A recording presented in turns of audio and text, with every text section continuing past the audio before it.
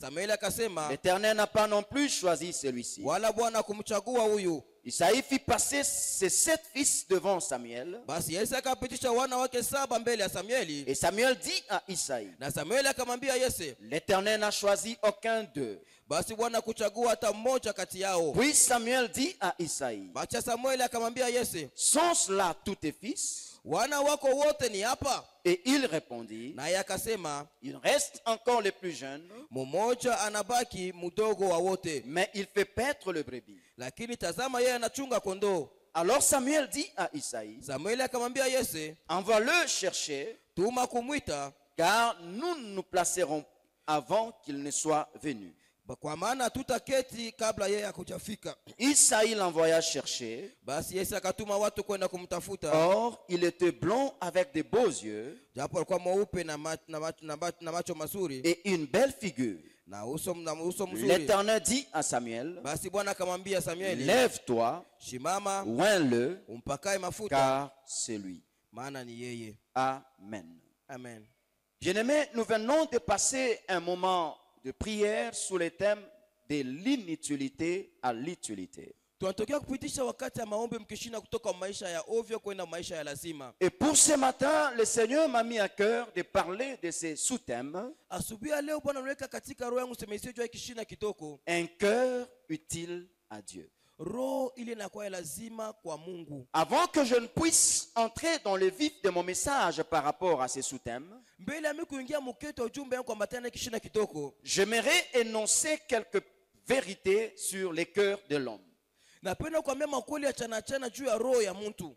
En méditant sur la parole de Dieu et particulièrement sur les cœurs de l'homme, Nikitafakari juu ya neno ya Mungu na kwa upekee juu ya roho ya mtu, la Bible est claire à ces sujets. Bible iko wazi pa hii maneno. Lorsque Dieu a créé l'humanité et que la race humaine a commencé à se multiplier, Wakati Mungu aliumba dunia na hali na watu wakaanza kuongezeka, le premier constat par rapport au cœur de l'homme sur la race humaine est celui-ci.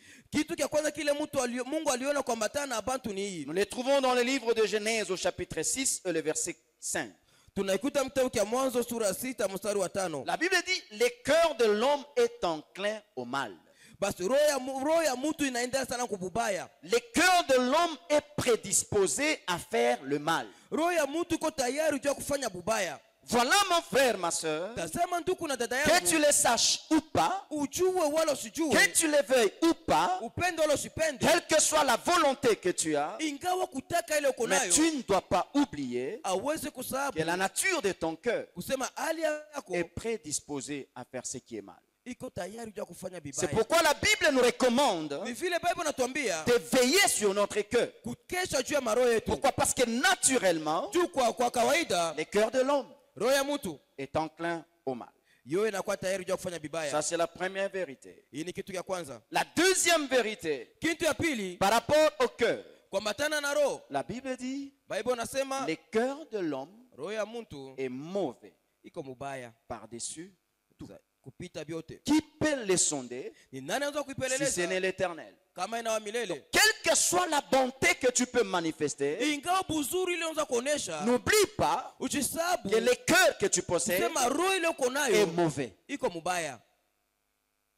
La troisième vérité, Kitu kia tatu, c'est que le penchant du cœur de l'homme kule roho ya mtu inategemea wala inakunjamia, le pousse toujours à s'éloigner de son Créateur. inakuwa paka na msukuma kwenda mbali na muumbaji wake. Quelle que soit la sainteté dans laquelle tu es, Ingawa butakatifu mule ukwamo, n'oublie pas uchisabu que le penchant enfoui dans ton cœur kule roho yako nategemea te sana, pousse toujours à t'éloigner iko de na Dieu. kusukuma paka ya kwenda mbali na Mungu. La quatrième vérité, Kitu kia ine, c'est que tu dois savoir à propos de ton cœur, linapasha kujua juu ya roho yako. le cœur de l'homme est un mystère que l'homme lui-même ne comprend pas. Roho ya mtu inakuwa ni siri ile mtu yeye mwenyewe ashaelewe. Ton cœur Roho yako est un mystère ni siri que toi-même tu ne comprends pas. ile wewe mwenyewe utaelewa. Aujourd'hui, tu peux te dire, je suis un homme bon, Leo unaweza kutembea niko mtu je mzuri, suis une bonne femme. niko mwanamke Mais mzuri. j'aimerais te dire que ton cœur est un mystère Napenda kwamba roho yako ni et siri ce mystère t'échappe. na ile siri wewe mwenyewe Nous uijue. pouvons entrer dans la Bible pour prendre 2 exemples. Tunaweza kurudia mu Bible kwa kwa Qui mifano. était avec Jésus? Ni nani Qui balikuwa na Yesu? mangeait avec Jésus? Balikuwa nakula na Qui Yesu. partait avec Jésus dans toutes ses missions? Balikuwa naenda na Yesu kila fasha kwenda kutumika Le kazi. premier modèle, c'est Pierre. Mfano wa kwanza ni Peter. Il était sincère. Alikuwa mwenye yake. Lorsqu'il disait, Sasa alikuwa anasema Seigneur, je t'aime de tout mon cœur. Bwana nakupenda na roho yangu Même yote. si tout le monde t'abandonnerait, Hata kama mtoto moi wanakuacha. je ne t'abandonnerai Mimi pas. sitakuachilia kaka. Mais Jésus se retourne vers lui Na Yesu et lui dit, anamgeukia. Pierre, Anamwambia tu Petro, vas me renier. utanikana. Pierre dit non. Petro anasema hapana. Tout ce que tu as toujours dit jusque-là Vyote ulishosema paka hapa est vrai. vya kweli. Mais cette fois-ci, Lakini tu j'ai l'impression que tu ne connais moi pas Pierre. naona sasa vile unijue mie Parce Petro. que moi, je dis que je t'aime Juu mimi nasema mimi et il n'y a nakupenda. rien qui peut me séparer de toi. Na hakuna kile Jésus lui dit encore, Yesu anamwambia tu ne me renieras pas une seule fois, utanikana tu mara mais moja. tu me renieras 3 fois. Utanikana mara tatu. Le mystère qui était caché dans le cœur de Pierre, Basi ilikuwa nafichama muro ya Petro. Pierre ne le savait pas. Petro hakukuwa Que anajua. son cœur était prédisposé à renier Jésus. Pero yake alikuwa tayari mkumkana Yesu. C'était ça le mystère qui était caché dans son cœur. Ndio alikuwa masiri ilikuwa nafichama muro Mais yake. quand le temps était arrivé, Sasa wakati ilienea ce mystère s'est révélé. ile masiri ilionekana. Donc nous tous tels que nous sommes là, Si wote vile tuko hapa. nous ne savons pas qu'est-ce que nos cœurs nous cachent. Hatujui bile maro yetu natuficha. Nous ne savons pas quelle surprise nos cœurs nous réservent. Hatujui ni mshango kani ile maro yetu natuchungia. La deuxième personne, c'est Judas, Mtu wa pili ni Yuda. qui était le caissier de Jésus, Yeye alikuwa anachunga le fedha ya Yesu. trésorier de Jésus. Yeye alikuwa anachunga akiba ya Toutes Yesu. les finances de Jésus Fedha yote ya étaient Yesu. gardées par Judas. Yuda sio alikuwa anaichunga. Il ne pouvait pas savoir quel est le mystère qui était caché dans son cœur. Hakukuwa anajua ni masiri kani ilikuwa naficha maro Jusqu'au yake. jour où Paka msiku le ile mystère caché dans le cœur de Judas. masiri ilikuwa naficha maro ya Judas qui Yuda. a vu Jésus ressusciter le mort. Yuda aliona Yesu anafufula watu Judas qui a wakufa. vu Jésus multiplier le pain. Yuda aliona Yesu anajumulisha Judas qui mikate. a vu Jésus marcher sur les eaux de la mer. Yule alimuona Yesu atembea yule ambaye Judas bahari. qui a vu tous les miracles que Jésus a fait. Yuda aliona mamiujiza ile Yesu alifanya. Mais cet homme-là, Lakini ule mtu qui avait l'intelligence, ule alikuwa na akili, la sagesse, hekima et par surcroît la connaissance que Christ leur transmettait. na zaidi ufahamu ile Kristo alikuwa anawafundisha. Mais lorsque le moment fut arrivé, Sa wakati ilienea, c'est Judas va aller vendre Jésus. ule Yuda akaenda kumhusisha Yesu. Le cœur de l'homme Roho ya mtu est un mystère inakuwa ni que siri lui-même ne comprend pas. ile yeye mwenyewe ashelewe. Lorsqu'il a vendu Jésus, Sasa alimhusisha Yesu. revenu en lui-même, Sasa alirudia ndani c'est yake là qu'il mwenyewe. s'est rendu compte Ni pale que alielewa. mon cœur m'a trahi. Sasa roho yangu kweli Mon cœur alifedhesha. m'a surpris. Roho yangu nashutusha. Qu'est-ce que je fais? Mimi nafanya nini? Il est rentré Akarudia pour dire, juu ya kusema cet homme que j'ai vendu, huyu mtu mimi nilihusisha c'est un innocent. ana na mambo, Mais c'était trop tard. lakini wakati ulikuwa Dis à shakupita. celui qui est à côté de toi, Mwambie yule pembeni yako, ton cœur est un mystère. roho yako ni siri.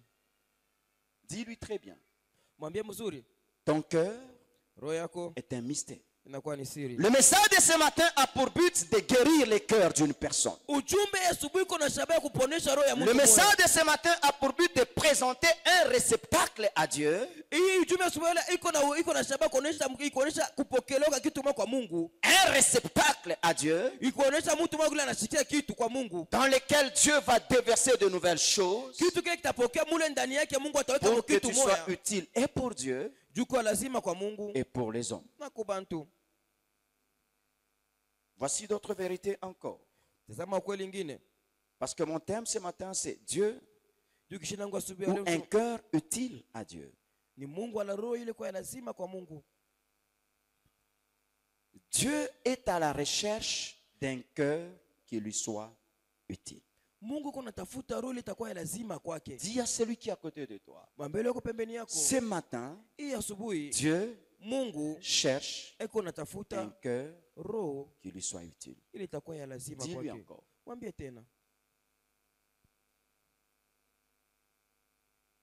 Dieu Mungu est à la recherche eko natafuta d'un cœur roho qui lui soit utile.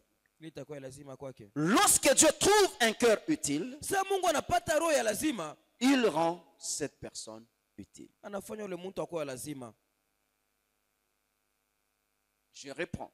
Mimi narudilia. Lorsque Dieu trouve un cœur utile, Sasa Mungu anakutana roho ya lazima wala ya il maana, rend cette personne utile. anafanya ule mtu kuwa lazima. Lorsque Dieu trouve un cœur utile, Sasa Mungu anapata roho ya lazima, il bénit cette personne qui a un cœur utile. anabariki ule mtu kuna ile roho ya lazima. Lorsque Dieu trouve un cœur utile, Sasa Mungu anapata roho ya lazima, il fait de cette personne une source de bénédiction pour les autres.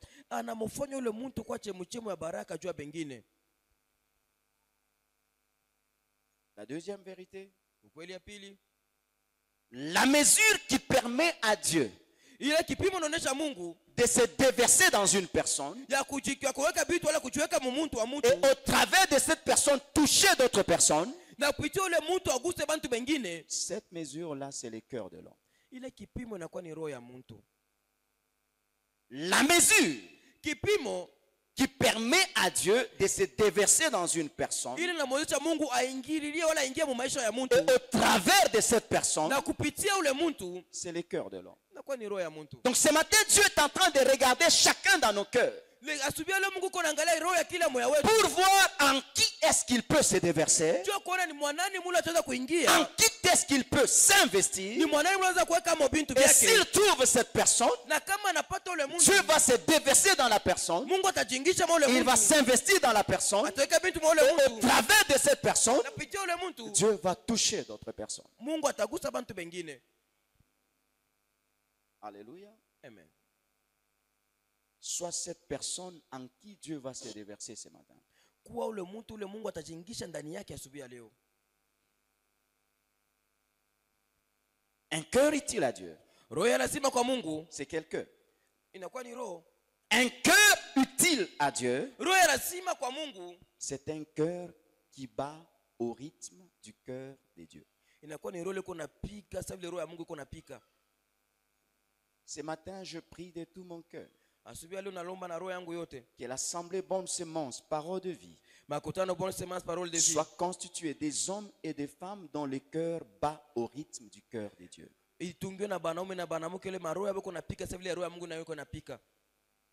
Un cœur qui bat au rythme du cœur de Dieu, Roho ile iko napika, sababu ile roho ya Mungu iko napika, c'est un cœur qui s'aligne aux priorités de Dieu. ni roho ile inajipanga mbitu vya kwanza, vile mbitu vya kwanza vya Mungu mbele.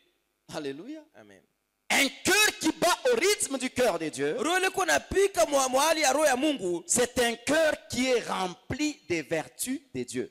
inakuwa ni roho inakuwa natawaliwa na mifano na matabia ya Mungu. Un cœur qui bat au rythme du cœur de Dieu, Roho iko napika mahali ya roho ya Mungu, c'est un cœur qui répond aux critères de Dieu. ni roho ile iko najibu kwa makanuni ya Mungu. Ce matin, la prière que je suis en train de faire, c'est que tous que nos cœurs s'alignent aux priorités de Dieu. Ndiko naomba asubuhi ya leo unasema roho yetu yote jipange kwa vitu vya kwanza mbele vya La Mungu. Bible déclare à quoi servirait à un homme de gagner le monde entier, Bible inatangaza vitasaidia ni kwa mtu akwa dunia yote mzima mais s'il perdait son âme. kama anapotesha nafsi yake. Nous pouvons avoir tout. Tuanze kuwa na Nous vyote, pouvons avoir des maisons, tuanze kuwa na des manyumba, véhicules, mamiotoka, de l'argent, fedha, des comptes en banque, maakaunti le kubenki, respect des hommes. maheshima ya bantu. Mais si nous perdons notre Kama âme, tunapoteza nafsi à yetu, quoi toutes ces choses nous serviraient? vile vitu vyote vitatusaidia kunini? Alors ce matin, je nous appelle nous tous Asubuhi ya leo natualika si à wote aligner nos cœurs kupanga maroho aux yetu priorités de Dieu. kwa vitu vya Mungu mbele.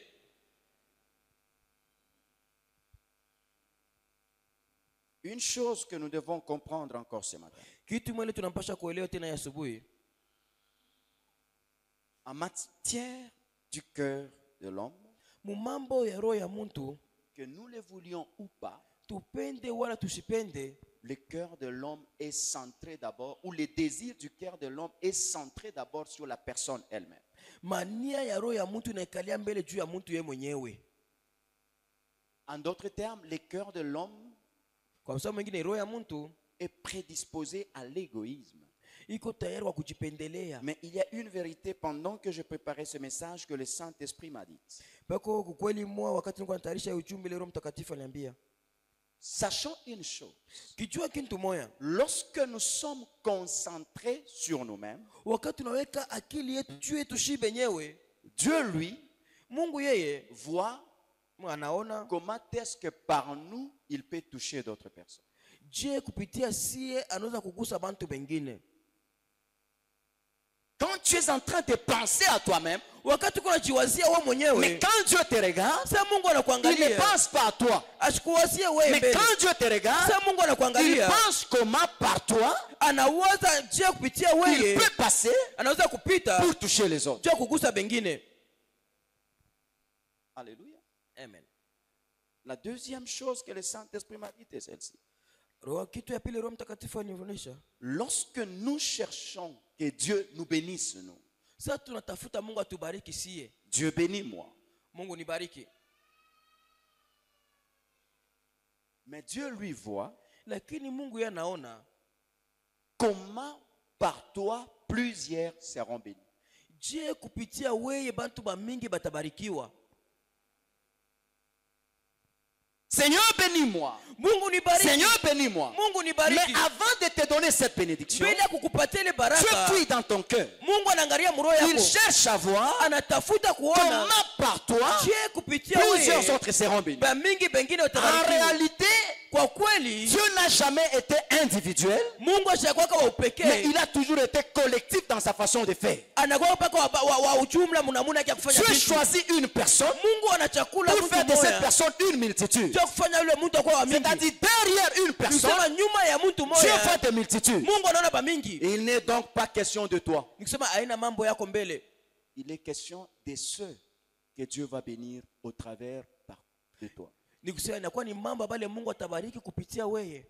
Pourquoi beaucoup de gens n'expérimentent pas la bénédiction? Jua nini bantu wa mingi baishi baraka? Pourquoi beaucoup de gens ne font pas des exploits avec Dieu? Jua nini bantu wa mingi afanye maishara na Mais Mungu? parce que quand Dieu fouille dans les cœurs des hommes, Jusa Mungu anatafutisha maroho ya il trouve bantu. que le cœur de l'homme Anapata kusema roho est ya mtu. concentré sur lui-même. Iko naangalia paka Mais yake Dieu se mwenyewe. cherche Lakini Mungu une anatafuta personne mtu qui sera une continuité de sa main. ule atanyolosha mkono wake kubengine. Une continuité de la main de Dieu. Ule ataendelesha mkono ya Mungu. Alléluia. Amen. Dieu cherche une personne Mungu anatafuta mtu qui sera la continuité de la main de Dieu. ule ataendelesha mkono ya Or, Mungu. la main de Dieu bénit. Japo mkono wa Mungu Dieu cherche inabariki. cette personne Mungu anatafuta ule qui, mtu. lorsqu'elle est bénie, Jusa sa anabarikiwa. main bénit les autres. Mkono wake inabadilika Or, kwa la mtu main de mwingine. Dieu guérit. Japo mkono wa Mungu Dieu cherche anapoonyesha. une personne Mungu anatafuta par mtu. laquelle va déverser les dons de guérison. Kupitia ndani yake Et ataweka par zawadi cette ya personne que uponyaji. les autres soient guéris. Kupitia ule mtu mwingine Dieu cherche une aponyeshewe. personne Mungu qui, anatafuta lorsqu'il mtu. se déverse en lui, Jusa anachoka beaucoup na de gens sont délivrés. wengi watu wa mingi Dieu cherche une wanafunguliwa. personne Mungu anatafuta qui, en mtu. passant par elle, Mkupitia beaucoup kwako. de gens ont la connaissance de Watu wa mingi Dieu. banamjua Mungu. Alléluia. Amen. Dis encore à celui qui est à côté de toi, Mwambie tena yule pembeni yako. Dieu cherche un cœur utile. Mungu anatafuta roho ya lazima. Voilà pour comprendre notre message ce matin. Hivyo jua kuelewa ujumbe wetu asubuhi ya leo. Nous nous sommes inspirés de l'histoire de David. Tuliangalisha pa historia ya Daudi. Voilà à un certain moment, le roi d'Israël, le roi Saül, Wakati mwa mfalme wa Israeli, mfalme Saulo, a fait quelque chose qui a déplu au Seigneur. alifanya kitu maki kilimchukiza Bwana. Et Dieu a rejeté Saül. Na Mungu akamtupilia Saulo. Et quand il a rejeté Saül, Sasa Mungu anamtupa Dieu Saulo. a commencé à chercher maintenant un homme Mungu akaanza sasa kutafuta dans mtu. tout Israël. Muisraeli yote mzima. Dieu cherche un cœur utile. Mungu anatafuta roho ya lazima. Il dit à Samuel, Anamwambia Samuel, Samuel, j'ai trouvé la personne que je désire faire roi. mimi nilipata mtu na mimi napenda kuwa mfalme. Descends dans la maison d'Isaïe, Shuka mnyumba ya parce que Yese. là, Ndio mule j'ai trouvé celui que je cherche. mimi nipata ule mimi unatafuta. Même ce matin, Hata asubuhi ya leo quand Dieu parcourt les yeux sur l'assemblée parole de vie, wakati Mungu anazungusha macho yake pia il na kutoa est en parole de train de vie. chercher une personne Leo natafuta mtu qui a un mmoja. cœur utile. Ule kuna roho Ça ya peut être un lazima. enfant, Anaweza kuwa ni ça mtoto. peut être un vieillard, Anaweza kuwa ni ça peut mzee. être un homme, Anaweza kuwa ni ça peut mwanaume. être une femme, Anaweza kuwa mwanamke. mais le problème, Lakini c'est que mambo dispose-toi sio jiweke à tayari avoir ce cœur, à avoir ce cœur kuwa na ile roho. que le Seigneur Sema Bwana cherche. iko natafuta.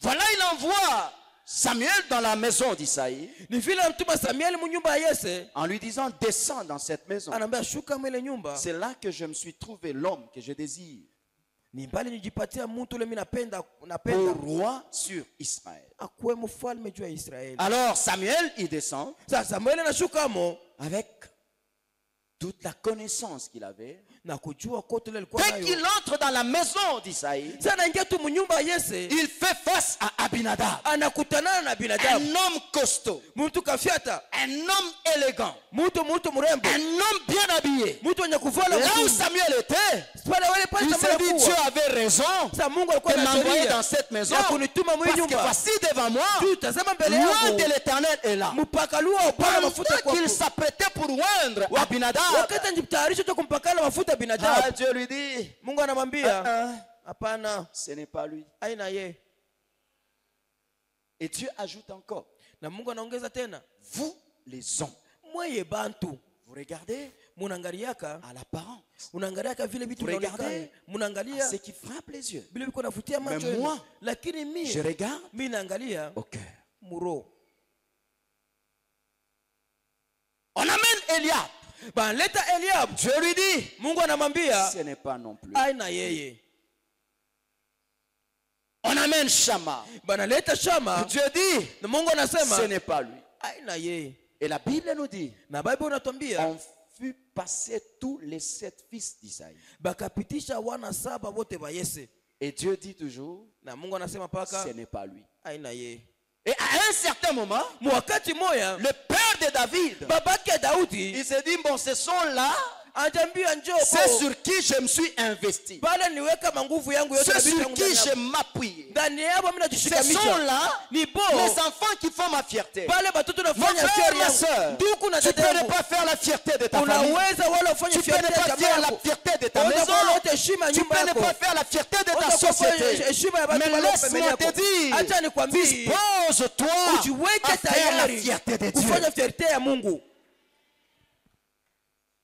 David n'était pas celui qui pouvait faire la fierté de son père. Daudi akukola alikuwa anafanya fierté ya baba yake. Son père trouvait en David un enfant inutile. Baba yake alikuwa anaona ndani ya Daudi mtoto wa ovyo wa Un bure. enfant qui mérite d'être en brousse. Mtoto anastahili kuwa mpori. Un enfant qu'on ne doit pas présenter aux invités de marque. Mtoto lote aonesha kubalikwa ba heshima. Il a oublié David. Anamsabu Daudi Jusqu'au moment où c'est les prophètes qui rappellent au père de David en lui disant, est-ce que ce sont là tous tes enfants? mpaka mkipimo nabii ndio anamkumbusha sema njoo batoto bako bote hapa. Au lieu que le père de David dise quand même aux prophètes, Pale baba yake ndio amwambie nabii, ceux qui sont ici, ce sont ceux-là qui étaient présents. aba beko hapa ndio aba balikuwa hapa Mais tayari. il y a un qui n'est pas là. Peko maule ana Si tu peux me permettre qu'on aille aussi les rechercher. Kana unaweza kunisaidia Mais bakamutafuta le na. père de David ignore David. Baba yake Daudi anamsabu Daudi. Et c'est le prophète qui vient dire, Ni nabii ndio est-ce anamwambia, que ce sont là tous tes eti enfants? ndio batoto bako bote C'est là hapa. maintenant qu'il se rappelle en Ni disant, pale ndio nakumbuka non, akisema il reste encore les plus jeunes. bakingariki mtoko Mais il tena n'est pas kupote. ici. Lakini ana hapa. Il est très loin en brousse. Eko mbali sana mpori. Parce que son travail à lui, Juu kazi yake yeye c'est de faire paître les troupeaux. ni kuchunga kondoo. Bon, en lui en tout cas, je ne me suis pas investi. Ah, ndani yake kweli sikuweka mvitu. Si tu as refusé Abinadab, Kwa ukatala binadamu, Eliab, Shammah, Shama, je ne pense pas que ça soit lui. siwazi kama itakuwa ye. Mais Samuel dit, Samuel anasema, on ne va pas s'asseoir hatutaikala tant que cet enfant wakati ule mtoto n'est pas encore là. asiyafika. C'est-à-dire qu'il y a au milieu de nous Nikisema kati yetu peko des hommes et des femmes, banaume na banamuke, leur présence peut faire asseoir toute la famille. uwepo yao unaweza kuikalisha jamaa yote mzima.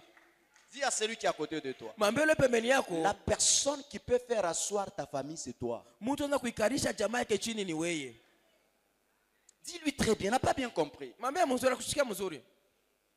Quelle que soit ton apparence, Ingawa vile uko quelle que soit unaonekana, ta petitesse, ingawa budoko quel que kwako, soit ton niveau d'études, ingawa kipimo kwa quel masomo, que soit ton compte en banque, ingawa account ya mais j'aimerais te dire une napenda chose. kuambia kitu moja. Si tu as un cœur utile à Dieu, Kama kuna roho ya lazima ta kwa Mungu, présence uwepo peut faire yako asseoir toute une unaweza famille. kuikalisha jamaa yote Ta mzima. présence Uwepo yako peut faire asseoir toute une église. unaweza kuikalisha Ta kanisa mzima. présence Uwepo peut yako faire asseoir toute une société. unaweza kuikalisha Ta society yote présence mzima. Uwepo peut faire yako asseoir un pays. unaweza kuikalisha nchi yote mzima. Il dit, Anasema nous n'allons pas nous asseoir hatutaikala tant que cet enfant, wakati ne soit mtoto asiyafika. et on envoie des hommes pour aller chercher David. Banatuma bantu wakamutafute Daudi. Quand David arrive, Sasa Daudi anafika, le Seigneur lui dit, Bwana anamwambia c'est lui ni que yeye j'ai choisi ndio ni chakula pour être. juu ya kuwa mfalme. Alors dis maintenant à celui qui est à côté de toi, la personne que Dieu cherche ce matin, c'est toi. Mwambie pembeni yako, mtu ule Mungu anatafuta ni wewe. Umeoneshe bien. Je t'annonce une bonne nouvelle, ne sois pas fâché. Na kutangazia habari njema, usishirike. La personne que Dieu cherche ce matin, Mtu ule Mungu anatafuta asubuhi ya elle n'est leo, pas restée chez toi à la maison. ashikubakia kwako kunyumba. C'est toi. Ni wewe. La personne que Dieu cherche ce matin, Mtu ule Mungu anatafuta elle asubuhi ya n'est pas aux leo, États-Unis. ashina Elle est kumarekani. dans cette salle. Eko mwa hii Et chumba. c'est toi. Na ni wewe. La personne que Dieu cherche Ule ce mtu matin, Mungu anatafuta asubuhi ya elle n'est leo, pas à Dubaï. ana Elle kudubai, n'est pas en Chine. ana kushini, Elle n'est pas en France. ana mu France, Elle n'est pas en Australie. ana ku La Australia. personne que Dieu cherche ce matin, Ule mtu anatafuta elle est asubuhi ya dans leo, cette assemblée. eko mwa hii makutano, Bonne semence, parole de bonne semence, vie. parole de Et vie. cette personne-là, Yule mtu, c'est toi ni mon wewe frère, ndugu c'est yangu, toi ma ni soeur. wewe dada Et si yangu. c'est toi, Na kama ni est-ce wewe, que tu peux acclamer enda d'abord pour kushangilia toi-même? mbele juu yako mwenyewe.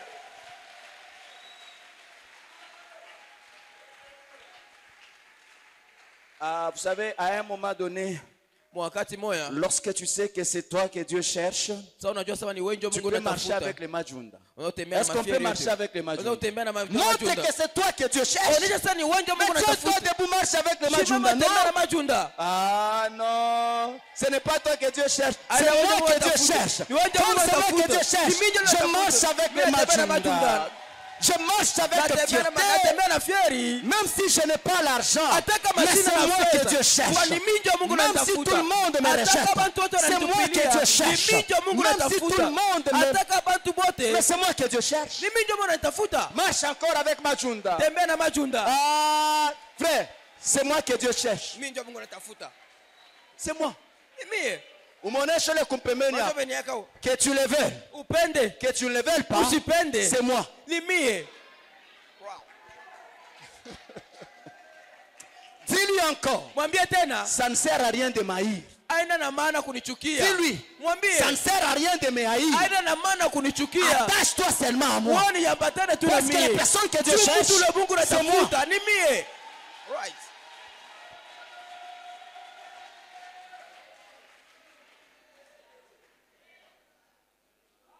Lo sharada blasture de berte kirada vorstarada. Dis-lui encore, Mwambie tena, ça ne sert à rien de me détester. haina na maana kunichukia. Attache-toi à moi. Wewe ambatana na mie.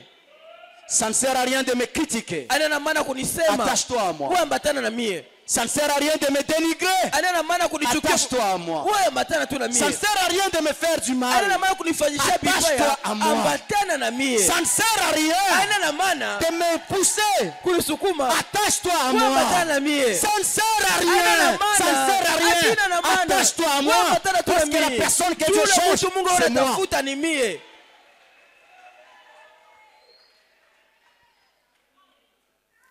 C'est moi. Ni mie. Ça ne sert à rien de me jalouser. Haina maana kunishikilia bwifu. Attache-toi seulement. Ambatana tu. Parce que lorsque Dieu va m'établir Juu sa Mungu ataniweka et que pafasi. tu t'es attaché à moi, Na leo uliambatana na tu mie. mangeras à la même table avec moi. Utakula kumeza mwa na mie. Tu auras le même avantage que moi. Utakuwa na mafaida moya moya sana Tu auras le mie. même privilège que moi. Utakuwa na mabati moya La moya sana personne mie. que Dieu cherche, Ule mtu Mungu c'est anatafuta moi. ni mie.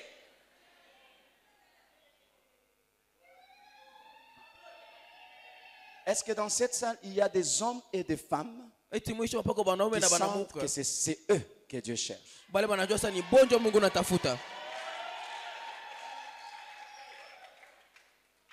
Alors, Sasa si tu comprends kama unaelewa que la personne que Dieu cherche, kusema mtu ule Mungu anatafuta c'est toi, ni wewe, David t'apprend les types de cœur que tu dois avoir. Daudi anakuonesha hali ya roho ile unapasha kuwa nayo. Alors, mon message s'articule autour d'une question que je me suis posée sur le choix de David. Ujumbe wangu naikalia moya chaguo ile ilikuwa naikalia kwa ile Daudi alikuwa Sur nayo. une question Ni ulizo que je me suis posée ile niuliza sur le choix de David. juu ya kuchakula kwa Daudi. Pourquoi David Juu ya nini Daudi et pourquoi pas Abinadab? na juu ya nini hapana Binadabu? Pourquoi David Juu ya nini Daudi et pourquoi pas Eliab? na juu ya nini hapana Eliabu? Pourquoi David? jua nini Et Daudi? pourquoi pas Shama? Unajua nini hapana Shama? Pourquoi David? Jua nini Daudi? Et pourquoi pas tous les 7 fils d'Isaïe? Najua nini hapana bale bana saba bote ba Yese? Qu'est-ce que David avait de particulier pour que Dieu dise, Jani Daudi alikuwa na nini ya upekee juu Mungu aseme? voici l'homme selon mon cœur? Tasema huyu ni mtu kwa matana na roho yangu. C'est là que j'ai dit, Ni pale mimi nilisema soyons des hommes et des femmes tukue banaume na banamuke dont les rythmes de notre cœur mile hali ya kupika kwa roho yetu bat au même rythme que le cœur de Dieu. inapika mahali ya kupika kwa roho ya Mungu. Parce que Dieu dit de David, Juu Mungu anasema Daudi l'homme muntu selon mon cœur. kuambatana na roho Donc yangu. les rythmes du cœur de David Nisema hali ya kupika ya roho ya Daudi battaient au même rythme que le cœur de Dieu. ndio vile roho ya Mungu na yuko napika. Et voici ce que nous avons trouvé. Na tazama ile tulipata En méditant sur la vie de David, tukitafakari pa maisha ya Daudi, la première des choses que je trouvais qui était dans le cœur de David, kitu ya kwanza kile mimi napata kusema roho ya Daudi c'est l'amour pour ses frères. ilikuwa ni mapendo juu ya bandugu yake. David, bien qu'il était en brousse, Daudi hata kama alikuwa mpori, son cœur aimait ses frères. roho yake ilikuwa napenda bandugu yake. C'est alors que quand son père l'appelle Ni vile sasa babake anamuita, pour lui dire, je ne sais pas ce que sont devenus tes frères au front. asa mimi sijui kile bandugu yako bashakuwa kule kushamba ya vita. Va un peu voir. Va le voir. Uende kabaone, Apporte-leur un peu de l'eau, uwapelekee mai un kidogo peu de la na nourriture. chakula kidogo. David n'a pas dit, Daudi asikuseme ah, je suis fatigué. amesha Mais kuchoka. David, malgré la fatigue, Daudi ingawa à kuchoka cause kwake, de l'amour qu'il avait pour ses jua frères, mapendo alikuwa nayo juu ya David bandugu est yake. descendu au front. Daudi alishuka Et mshamba la ya Bible vita. nous dit, Na Bible inatuambia aimons-nous les uns les autres tupendane pamoja na comme pengine Dieu nous a aimés. vile Mungu alitupenda. Si dans notre cœur, Kama maro yetu il n'y a pas de l'amour, amuna mon mapendo, frère, ma soeur, ndugu na tout dada ce que nous yangu, faisons, vyote vile tutafanya vinakuwa vya la ovyo. Bible nous dit, Bible nous pouvons inatuambia parler en langue, tunaweza kusema nous pouvons mulugha, prophétiser, nous tunaweza kutabiri, pouvons faire de miracles, tunafanya nous miujiza, pouvons guérir de malades. tunaponesha Mais wagonjwa. si nous manquons l'amour, Kama tunakosa tout ce que nous mapendo, faisons vyote vile est vain. tutafanya vinakuwa vya bure. et ce matin, Dieu cherche un réceptacle Asubuhi leo Mungu anatafuta kiombo mwa kile kitapokea dans lequel il doit déverser son amour. mule ndani yake ataweka atajiweka moyo mwenyewe. Écoutez, Usikie, ce n'est pas par les efforts aina kupitia manguvu humains ya bumuntu que nous pouvons nous aimer, ndio tunaweza kusaidiana, mais c'est par la grâce divine lakini kupitia que neema Dieu ya peut Mungu déverser dans notre cœur son amour. ndio mwanza kuweka maro yetu mapendo yake. Quand David a compris ce mystère Sasa Daudi alielewa hii siri, de comment fonctionner avec Dieu, atatujia namna kutumika na Mungu. il savait que le cœur de l'homme est mauvais. Alijua sasa roho ya mtu kwa mbaya. Voici la prière de David. Tazama maombi ya La Daudi. première des choses, il dit, Kitu ya kwanza nasema, Seigneur, Bwana, je suis un homme niko mtu qui a été conçu dans le péché. ule alitungiwa mzambi, Je suis né dans l'iniquité. izalika katika Mais toi, maovu, tu veux lakini wewe que je unapenda marche dans la justice. nitembe mwaki, Fais pénétrer cette justice dans mon cœur. weke ile haki muroho Et yangu. puis il dit encore, Kisha anasema tena, crée en moi un cœur pur. uumba ndani yangu roho Donc en safi. matière de cœur, So mambo ya roho c'est l'œuvre de Dieu dans les cœurs de l'homme qui produit des résultats. ni kazi ya Mungu muroho ya mtu ndio Mais inafanya Dieu mapato, lakini N'est Mungu pas un dictateur. aena ule mtu Il veut anakangamisha, coopérer avec l'homme. anapenda kupatana na C'est-à-dire mtu. si ce matin, Ni kusema asubuhi ya leo tu réalises unaona que tu n'as pas l'amour hauna na pour tes mapendo frères, juu ya bandugu tu n'as yako, pas l'amour hauna mapendo pour tes soeurs, juu ya dada yako, présente-toi devant le Seigneur, ujionyeshe mbele ya Bwana, demande-lui, Mwamulombe, Seigneur, Bwana, déverse dans mon cœur weka muroho l'amour yangu pour mes frères, mapendo juu ya bandugu déverse dans mon yangu, cœur weka muroho yangu l'amour pour mes soeurs. mapendo juu ya dada yangu. Alléluia. Amen. Un cœur utile à Dieu, Roho ya lazima kwa Mungu c'est un cœur qui est rempli d'amour. ni roho inajazwa na mapendo. Sans amour, Pasipo mapendo nous pouvons tout faire. tunaweza kufanya Nous vyote, pouvons donner nos offrandes. tunaweza kutoa Nous masadaka pouvons yetu, donner nos dîmes. tunaweza kutoa Nous machakumi pouvons nous yetu, faire voir aux yeux du monde. tunaweza kujionyesha kwa macho ya Mais bantu, Dieu, lakini Mungu souvenez-vous, il mkumbuke, ne regarde pas l'apparence. asiangalia kivile mtu Il regarde anaonekana, au cœur. anaangalia kani roho. Je peux nous ramener encore dans la Bible. Na kumrudisha tena mu Bible. Jésus est au temple. Jésus est au temple. Yesu kwa mkanisa, L'heure des offrandes. wakati ya sadaka Les riches sont passés. batajiri Ils ont banapita déposé banatoa des quantités colossales d'argent. fedha mingi sana. Jésus était là en train de regarder. Yesu yuko pale kwa Et puis il y a naangalia eu une femme vieille, veuve, peko mwanamke mama Qui mzee vient. mjane anakuya avec les peu qu'elle avait. na tuloko tule alikuwa Elle nato dépose dans le panier. anaweka Et mketunga. puis Jésus pose la question. Yesu anauliza ulizo, Vous avez vu tout le monde défiler et donner son offrande. unaona watoto wanapita À banatoa votre sadaka avis, yapo, qui a donné beaucoup? mwe vile mnaona nani anatoa ya mingi? Comme Judas était le financier, Vile Yuda alikuwa mtu il achunga se fedha, lève, il pointe du doigt. Il pointe du doigt un homme. anashunda kilole, Cet homme-là déposait une grosse enveloppe. asa mtu fulani ule alitoa fedha ya mingi. Pierre aussi se lève et dit, Petro non, analamuka, c'est la maman telle. aina yeye ni Elle mama a déposé fulani beaucoup d'argent. alitoa ya mingi. Jésus le regardait. Yesu anamwangalia Et à la fin, il les surprend kisha anawashitusha en disant, akisema, en réalité, kwa kweli celui qui a beaucoup donné, ule alitoa ya mingi c'est cette veuve. ndio mjane. Parce que quand je regarde dans leur cœur, Juu sasa mimi naangalia celui muro qui a yabo, déposé la somme d'argent que vous avez vu dans l'enveloppe, ule aliweka bwingi ya fedha ile mnaona mbasha. quand vous regardez dans son cœur, Sasa mnaangalia muro yake, lui-même il se disait c'est le miette que je dépose. yeye mwenyewe alikuwa ajambia sema sasa ni makombo ndio mimi natoa. Mais quand je regarde cette veuve, Sasa mimi naangalia c'est de mjane tout son cœur qu'elle a donné. alitoa na roho yake yote, Et c'est elle qui a tout donné. na ile roho alitoa yote. Donc, en matière de l'œuvre de Dieu, retenez ceci. Mumambo ya kazi ya Mungu mushike hii. L'œuvre de Dieu, ce n'est pas ce que les hommes voient, mais l'œuvre de Dieu commence dans les cœurs. Roho ya Mungu anaiba mtu banaona roho kazi ya Mungu ni vile Mungu anaona Ce n'est muro. pas ce que je prêche. Aina mimi niko na ubiri. Tout doit commencer dans les cœurs. Vyote vinapasha kuanzia mbele muro. Donc, pour servir Dieu, Jua kumtumikia ce n'est Mungu. pas une question qu'on me voie. Aina mambo kusaba Ce n'est pas une nione. question qu'on me sent. Aina sema Ce n'est nishikie. pas une question qu'on m'applaudisse. Aina sema nipikie Mais mikono. servir Dieu, Lakini c'est kumtumikia une Mungu affaire de cœur. inakuwa ni mambo ya roho. C'est une affaire de cœur. Mambo ya roho. On peut ne pas m'applaudir. Banaweza wala banipikie Mais ce que mikono. je cherche, Vile mimi c'est le natafuta témoignage du ciel. ni ushuhuda ya mbingu.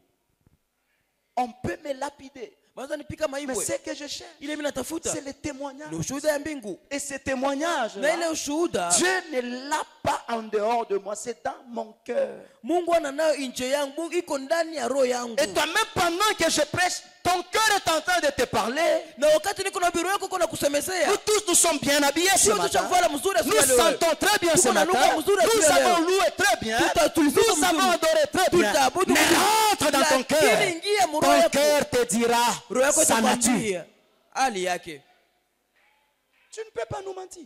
Au satulanda. Nous allons t'accueillir. Tu es notre frère. Tutakupokea kwa Tu es notre sœur.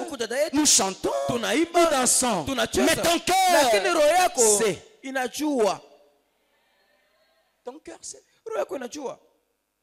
Donc ça ne sert à rien de vouloir Ina maana kutaka se cacher. kujificha. Arrange-toi avec Dieu. Wewe jipange mzuri na Prépare Mungu. ton cœur. Tayarisha roho yako.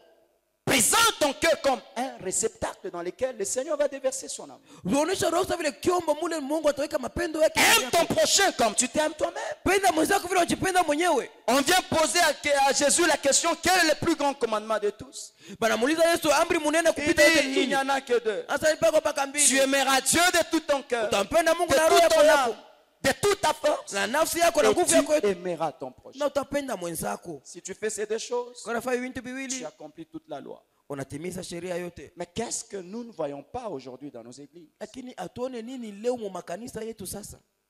Le manque d'amour est criant. Kukosa mapendo na kwa munene sana. Le manque d'amour est criant. Kukosa mapendo kweli inakuwa zinaonekana sana. Finalement, nous ressemblons à qui? Parce que si nous ressemblons à Jésus, nous devons nous aimer. Kwa kweli kwa mwisho tunafanana na nani? Juu kama tunafanana na Yesu tunapaswa L'apôtre Paul est kupendana. en train de dire, soyez mes imitateurs comme je le suis de Christ. Pamoja Paulo sasa mwanzo kuwa wale Mungu Si ananifuatilisha nous vile voulons mnafuatilisha imiter Kristo.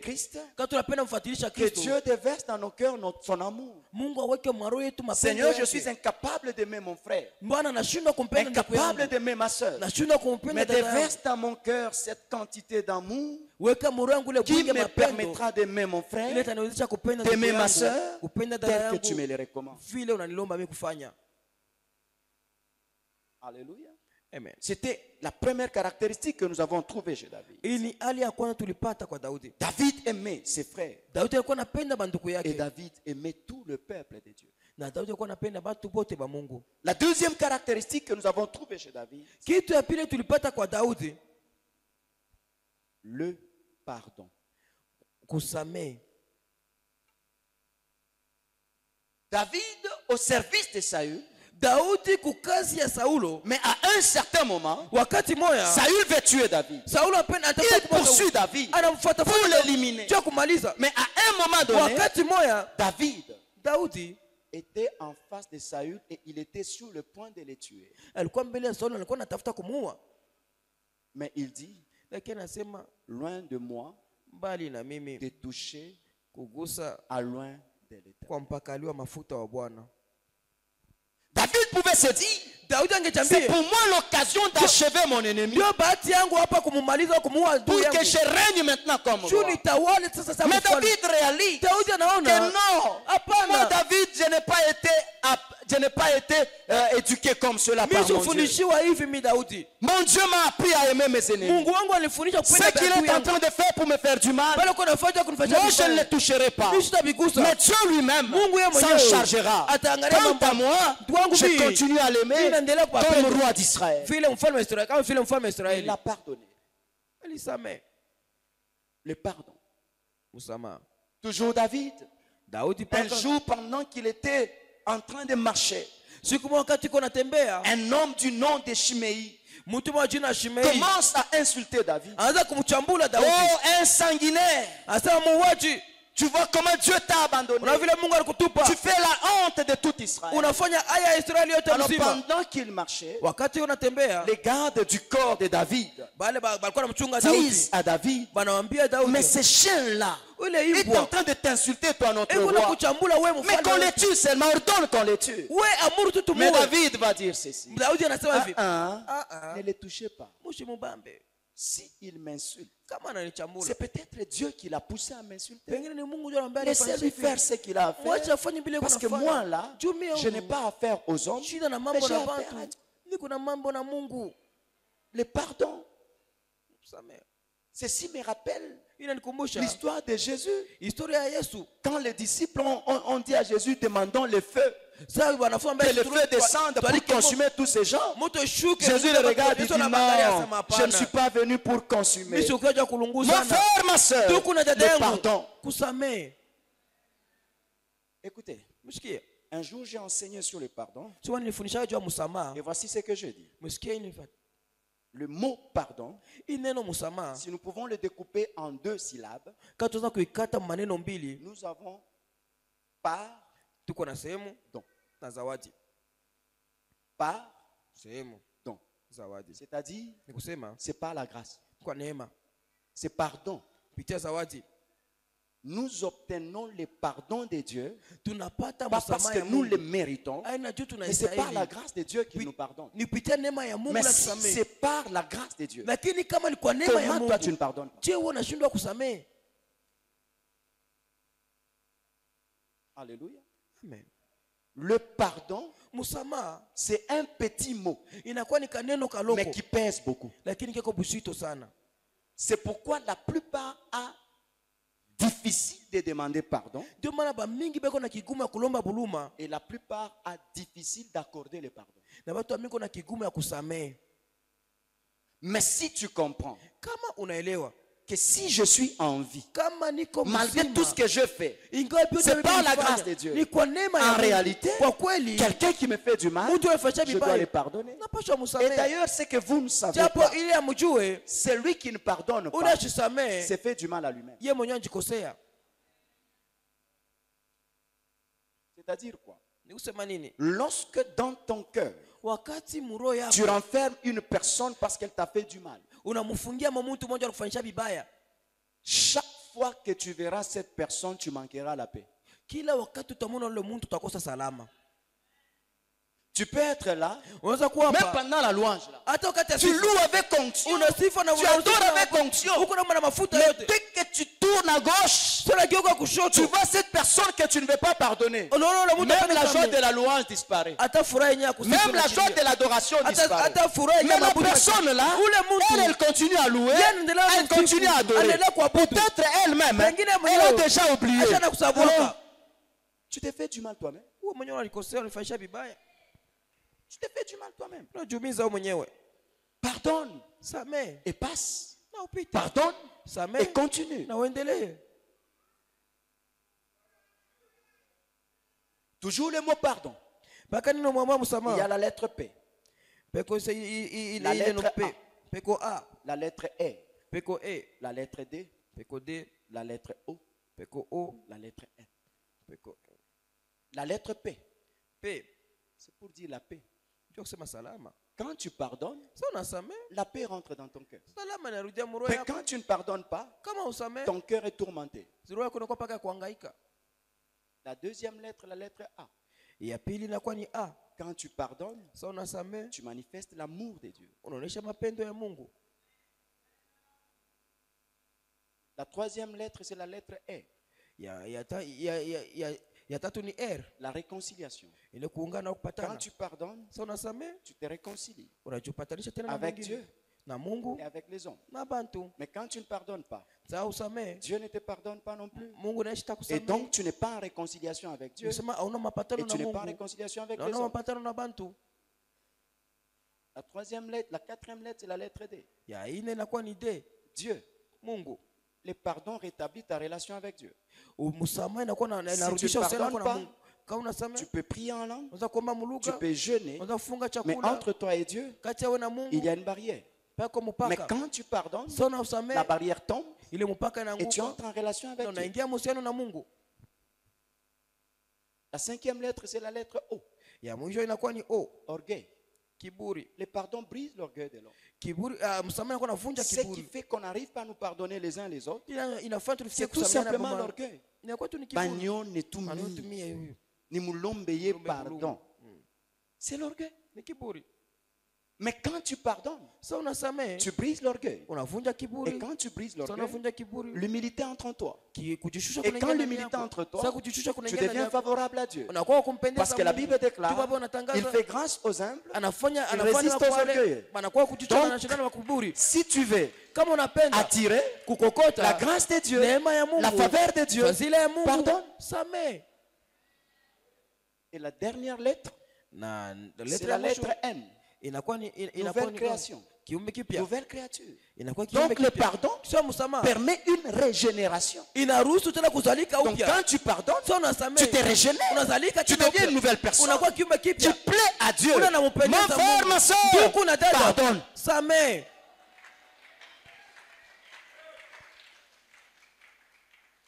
David avait un cœur Daudi alikuwa na roho qui pouvait pardonner. ile ingeweza Et kusamehe. quand Dieu regardait David, Sasa Mungu anamwangalia il Daudi. se disait, dans tout Israël, Mwisraeli yote il n'y a mzima, pas un homme hakuna qui a un mtu cœur comme celui de uko na roho David. sawa vile ya Voici Daudi. l'homme selon mon cœur. Huyu ni mtu kwa matana na roho yangu. Est-ce que je parle à quelqu'un ce matin? Eti nasema na mtu mwasubi ya leo. L'autre caractéristique, Mfano ingine, les autres caractéristiques, nous le verrons en semaine, le mercredi. mifano ingine tunaona katikati ya juma siku ya tatu. Je vais parler de deux caractéristiques ce matin et nous terminons par là.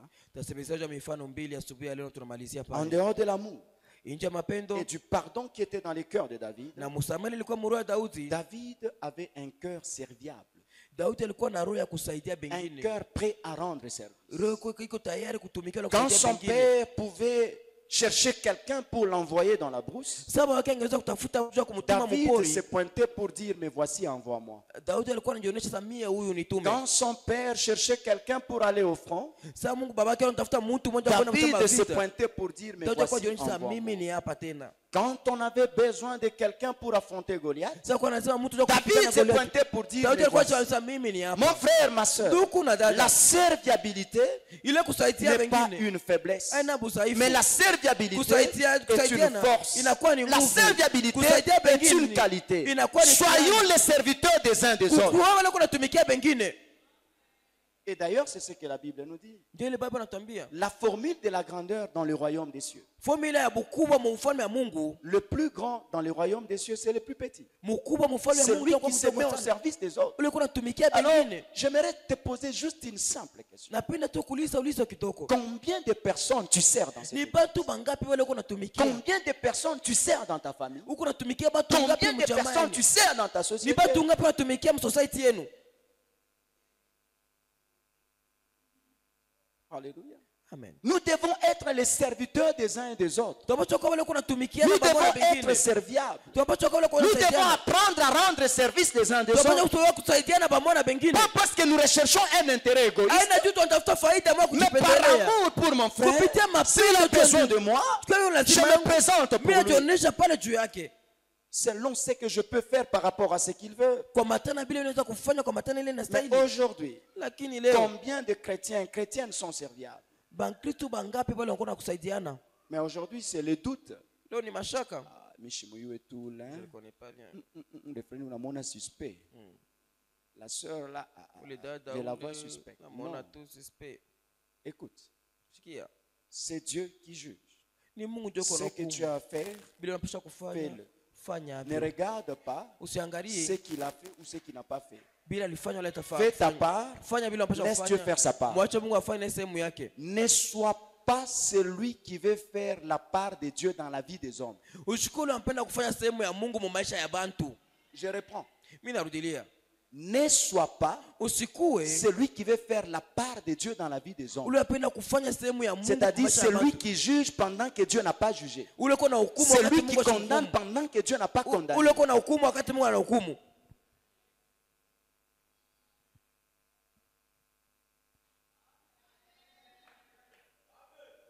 Ce que tu as à faire, fais-le bien. Ne regarde pas ce que les autres diront, ce que les autres feront. Soyons les serviteurs des uns et des autres. Mon frère, ma soeur, Dieu cherche un homme qui peut s'asseoir pour que les autres viennent vers lui.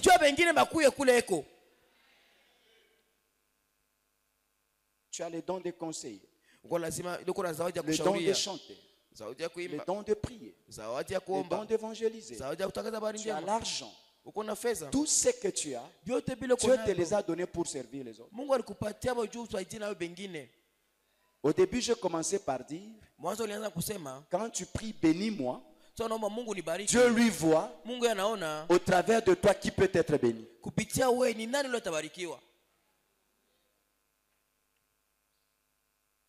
Alléluia. Amen. La serviabilité. Et le dernier point sur lequel nous allons atterrir, David avait l'esprit de sacrifice. En brousse, lorsque les lions sortaient, David n'épargnait pas sa vie. Il mettait sa vie en danger pour épargner les brebis. Quand les lions venaient, David n'épargnait pas sa vie. Il affrontait les lions pour libérer le brebis. Quand Goliath s'est présenté, Saül et toute son armée se sont retirés. Mais quand David se présente, il dit, moi je vais affronter Goliath. Mon frère, ma soeur, un cœur qui plaît à Dieu, c'est un cœur qui est prêt à se sacrifier pour que la gloire de Dieu se manifeste. Si ton cœur n'aime pas le sacrifice, tu ne veux pas te faire du mal pour un temps pour que l'œuvre de Dieu aille de l'avant. Tu ne veux pas te priver pour que la gloire de Dieu se manifeste. Alors tu expérimenteras aussi Dieu dans des basses dimensions. Mais quand tu es un homme animé de l'esprit de sacrifice, Dieu va s'investir en toi et par toi plusieurs seront bénis. Ce matin, je suis venu dire ceci à une personne.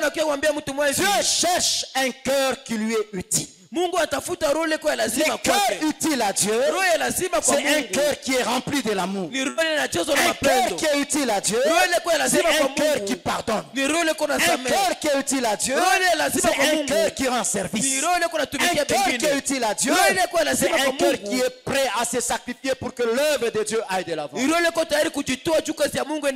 encore à celui qui est à côté de toi ce matin, Dieu cherche un cœur utile. Dis-lui. Dieu cherche un homme. Et cette personne, c'est toi. Que Dieu bénisse sa parole.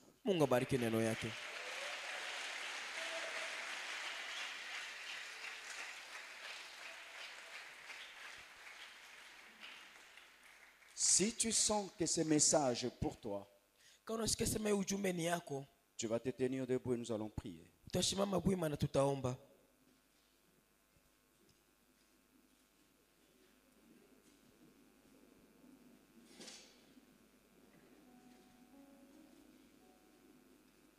Dieu cherche un cœur utile. Mungu anatafuta roho ya lazima. Mon frère, il est temps où nous devons changer notre façon de voir et notre façon de prier.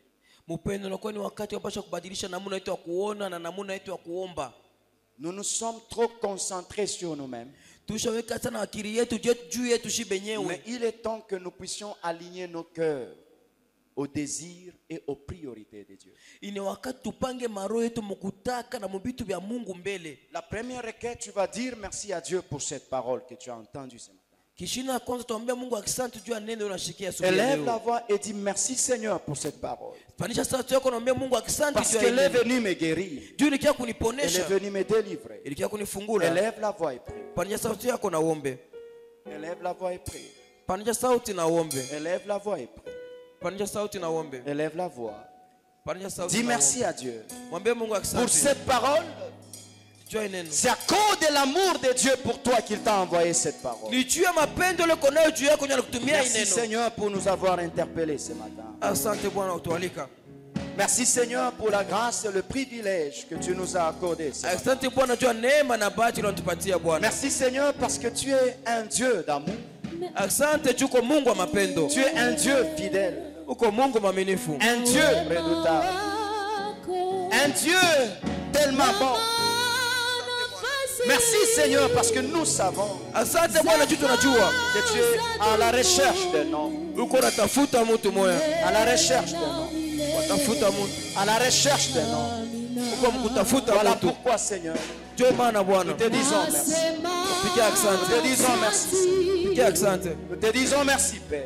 Pigia asante Baba. Nous te disons merci puissant de Jacob. Tena pigia asante Baba. Nous te disons merci éternel. Nous te disons merci Seigneur. Nous te disons merci Père. Voici je te présente mes frères. Zamana kuonesha ndugu Voici je yangu. te présente mes soeurs. Kuonesha dada Je yangu. te présente l'assemblée parole de Dieu. Na kuonesha Bwana Nous tous nous avons entendu ta parole. Nous sommes là Seigneur. tuko hapa Bwana. Nous sommes là Père. Tuko hapa Baba. Merci Jésus. Merci. Merci Jésus.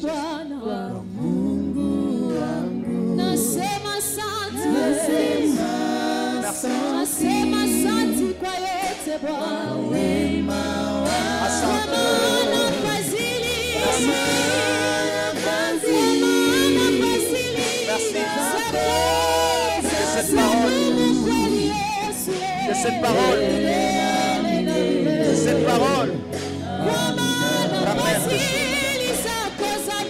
Oui, Seigneur, nous sommes là. Nous sommes là, Père. Nous sommes là, Seigneur. Merci.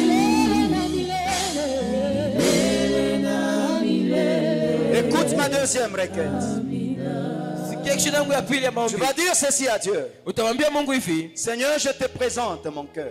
Bwana nakuonesha roho yangu. Toi qui sondes les reins et les cœurs, Unapeleleza roho na viuno. enlève dans mon cœur tout ce qui me rend inutile au devant de toi. Tosha roho yangu yote ile yote kuna nifanya kwa ovyo Enlève dans mbele mon yako. cœur tout ce qui me rend inutile dans la société. Tosha roho yangu ile kuna nifanya wa ovyo mbele ya Enlève watu. dans mon cœur. Tu peux toucher ton cœur et pleurer devant les Seigneurs. Unaweza kugusa roho yako na kulia Tu dis mbele ya Bwana. enlève de mon cœur Watatosha tout roho ce qui me yangu. rend inutile à tes yeux. Yote kwa nifanya kwa wa Tout ce ovyo qui kwa me macho rend yako. inutile pour les hommes. Yote kwa nifanya wa ovyo Tout ce kwa qui me rend wengine. inutile dans cette Yote église. nifanya wa ovyo Tout ce qui me mkanisa. rend inutile dans ma famille. Yote kwa nifanya wa Tout ovyo ce qui me mkanisa rend yangu. inutile dans la société. Yote kwa nifanya wa ovyo watu. Opère un miracle ce matin. Unafanya muujiza Tu siku ya es le leo. meilleur chirurgien qui puisse exister. Uko ule mpasuaji Élève la bora voix, kwa commence à prier. kwenye sauti yako naweza Touche kuomba. ton cœur.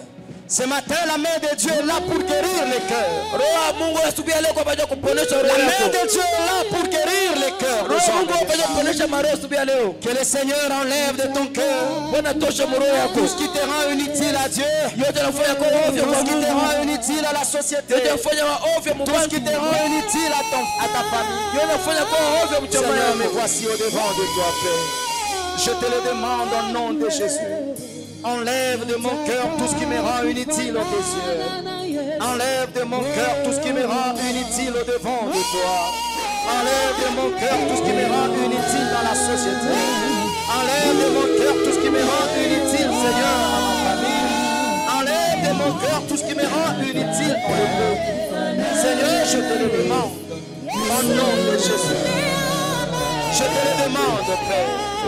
Je te le demande, Seigneur. Je te le demande, Elohim. Je te le demande, El Shaddai. Enlève de mon cœur tout ce qui me rend inutile, Seigneur. Enlève de mon cœur tout ce qui me rend inutile, Seigneur. Je te le demande, Père. Je te le demande, Seigneur. Je te le demande, Père. Je te présente l'assemblée parole de vie. Enlève dans la vie de mon frère et de ma soeur tout ce qui les rend inutiles. Tout ce qui les rend inutiles. Tout ce qui les rend inutiles. Merci, Seigneur. Merci, Jésus. Merci, Jésus. Enlève, Seigneur. Que ta main enlève dans les cœurs des hommes et des femmes. Voilà, ce qui les rend inutiles à tes yeux, ce qui les rend inutiles pour leur pays. Seigneur, nous sommes là devant ta face. Nous sommes là devant ta face. Merci, Seigneur. Voici ma deuxième requête et ma dernière requête. Tu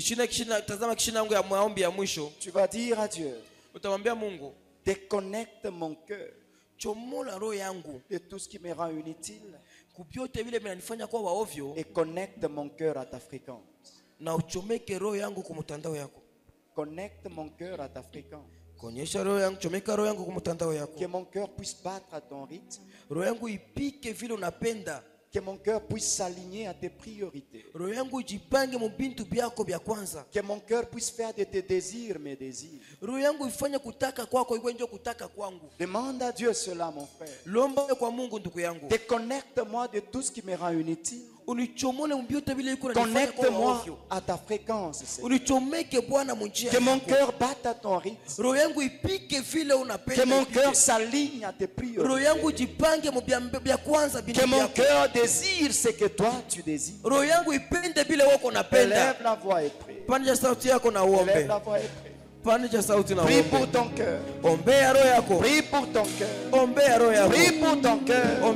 Prie pour ton cœur. Que le Seigneur te déconnecte et qu'il te reconnecte à lui. Que le désir de Dieu devienne ton fardeau. Que les priorités de Dieu deviennent nos priorités. Que les besoins de Dieu deviennent nos besoins. Oh Dieu, nous sommes là au devant de toi, Seigneur. Nous sommes là au devant de toi, Père. Nous sommes là au devant de toi, Seigneur. Nous sommes là au devant de toi, puissant de Jacob. Nous sommes là au devant de toi, éternel de David. Nous sommes là, Seigneur. Déconnecte ton Père. Déconnecte-nous, Seigneur. Déconnecte-nous, Père. Déconnecte-nous, Seigneur. Déconnecte-nous. Déconnecte-nous, Seigneur. Déconnecte-nous. Déconnecte-nous. Déconnecte-nous. Déconnecte-nous, Seigneur. Déconnecte-nous, Seigneur. Déconnecte-nous, Seigneur. Déconnecte-nous, Seigneur. Déconnecte-nous, Seigneur. Déconnecte-nous, Seigneur. Déconnecte-nous,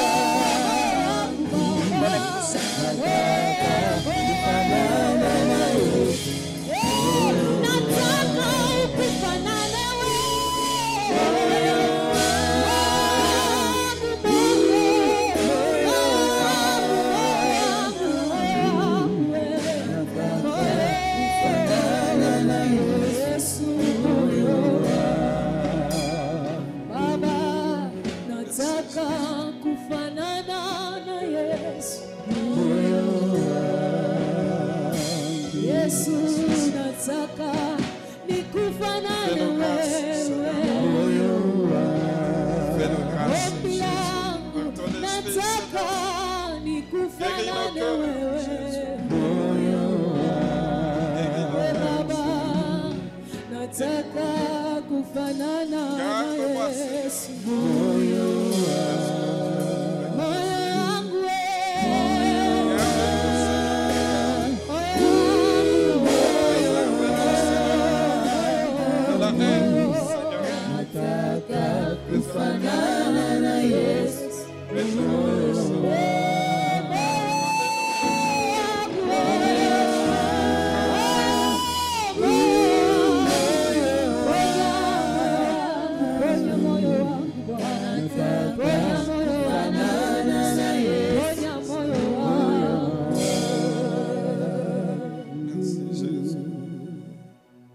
Les derniers jours, siku ya mwisho, les temps seront difficiles. wakati itakuwa ya nguvu. L'homme Sema mtu sera égoïste. atakuwa wachoyo. L'amour de plusieurs se refroidira. Mapendo ya bamingi itachoka. Au lieu de servir, nous chercherons à se servir. Bali pa kutumikia tutafuta batutumikie. Alors le devoir que le Saint-Esprit te donne ce matin, Mapasho ile Roho Mtakatifu anakupa ya il asubuhi. dit mon fils, Sema mtoto wangu, garde ton cœur chunga roho yako plus que tout.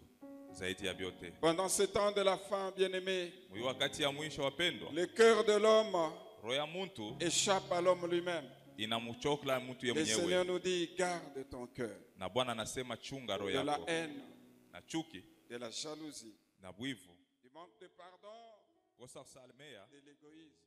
na ile kujipendelea.